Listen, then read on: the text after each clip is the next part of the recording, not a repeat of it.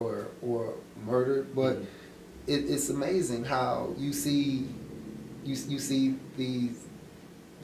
young men are basically assassinated. In essence, that's what it seems like. I agree. They've been assassinated, and when you see a movement beginning to happen, but then you try to water it down, saying everybody matters.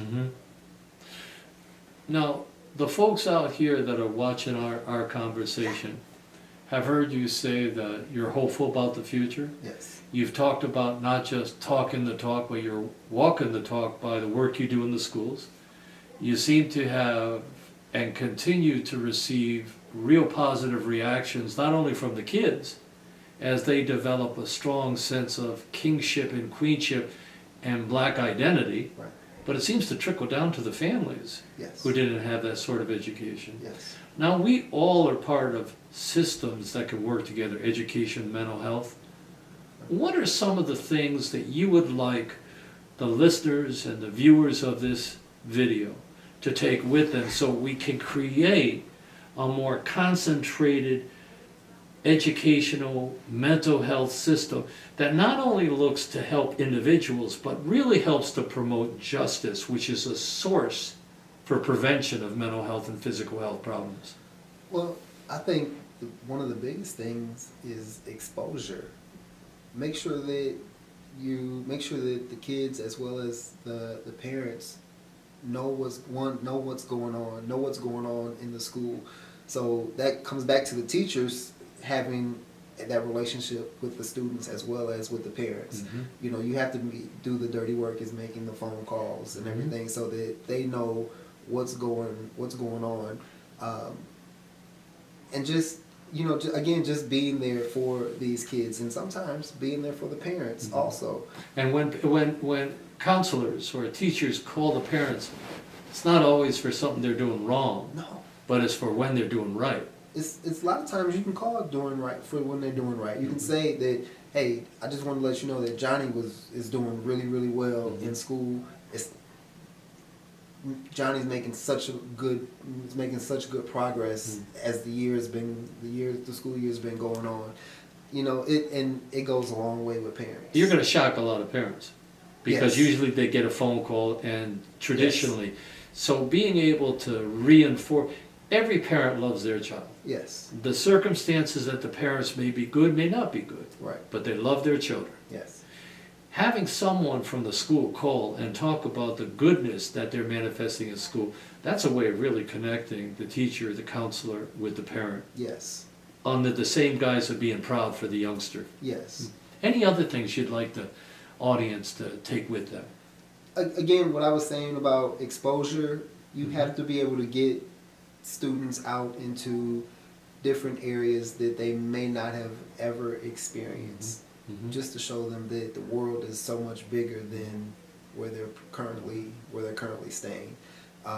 If I've asked my wife, I don't know if this is going to happen or not, but I have a particular student who I'm interested in bringing out to our house for Thanksgiving. Oh boy, that's You know, nice. and where we stay is not in the inner city, but just to show you that there's so much more out here than just being in the city. And I'm a city boy. I'm to the core. I love being in the city, and but my wife is more suburban country, and but I also think that the kids that I have, they would love to be able to see where she grew up, or this particular area, because they don't get to see it. And it makes me think I have this thing called a do now, that all the teachers in the school do, but one of the writing prompts that I had them write about was, would you rather live in the city, or would you rather live in the suburbs or the country? And at least 75% of them said that they would love to be out in the suburbs or the country, because they wouldn't have to hear gunshots or ambulance or fire trucks or things like that. And it just made me take a step back, just to say, you know what, a lot of these kids have never been outside of the city, or if they did get outside the city, the first place they went to was Chicago, which I love, but that might even be worse than Milwaukee. Yes, yeah. Well, you know, as we travel the country and we do these filmings on taking it to the streets, we find very interesting people out there, from homeless people to immigrants to just a broad range of folks. But, you know, the discussion we had tonight strikes me as inspirational for a couple of reasons. One, your own personal story and your family is one that is really admirable, regardless of color, regardless of ethnic background. You've had opportunities, you've taken advantage of them. I got to put a plug in for athletics, because athletics is so important in Yes. people's lives, male and female. And I hear you can run a dazzling 440 in track. In fact, it was a scholarship. It was a scholarship at Southern University under the leadership of the late Johnny L. Thomas. He's in the NCAA Track Hall of Fame. He was a fantastic coach. He was a father figure. He was just a fantastic man. And this gentleman's name again? Johnny L. Thomas. Johnny L. Thomas. Senior. I'm gonna have to internet him and check him out. He's on there. He born and raised in Baton Rouge. He went to Southern University just like I did. The people who he touched, it's infinite. And the impact. The one thing that I could say that when I first walked into his office is he said, Shaman, all my boys graduate. Whoa. So he Whoa. had to have at least, to my knowledge, has to be like a 98% graduation rate. Fantastic. His boys graduated, That's and great. we won championships. So that was what it was about. And you were kings. We were kings. You were kings. And you Yes. continue to be a king. Yes, sir. Yes. Geez, I appreciate out of your busy schedule and your family. I understand you having a baby come into the world. Yes, due in mid-March. I'm excited. As a father, as a father myself, I wish you nothing about good health and happiness and joy Thank you. throughout that. As we travel this country, we are inspired and we learn concrete things. We just don't talk about talking, we talk about what we do. And the information about what you do, I believe, will inspire the viewers to do differently than they currently do.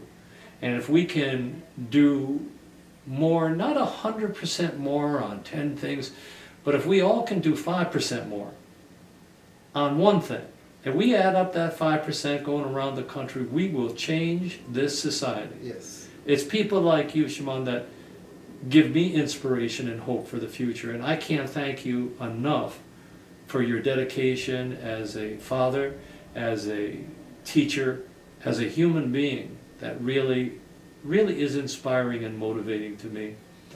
For the viewers of this video, we encourage you to review other resources that are available on our website. You can go to creatingjustice.net. That's all lowercase, no spaces, creatingjustice.net. You'll be able to see this video posted along with other videos and resources that we hope that you can utilize and share with colleagues, bring into your classrooms, bring to elementary schools, bring to your religious communities, give to your coaches, so that we can work together to build a new society based on truth, justice, freedom, and most importantly, peace. The peace that we need today, the peace that Shaman and others around the country are helping to promote. Thank you for taking the time to view tonight's video, taking it to the streets here in Milwaukee, Wisconsin. I want to thank you again. Thank you Great so job. much. Appreciate it. All right. Appreciate it. We're just going to give it a couple of seconds to just edit itself, and then we can put some flashes at the end. Good job, man. Good job. 2 for 2. Man, you were terrific. You were natural. That's what I liked, man. You were natural.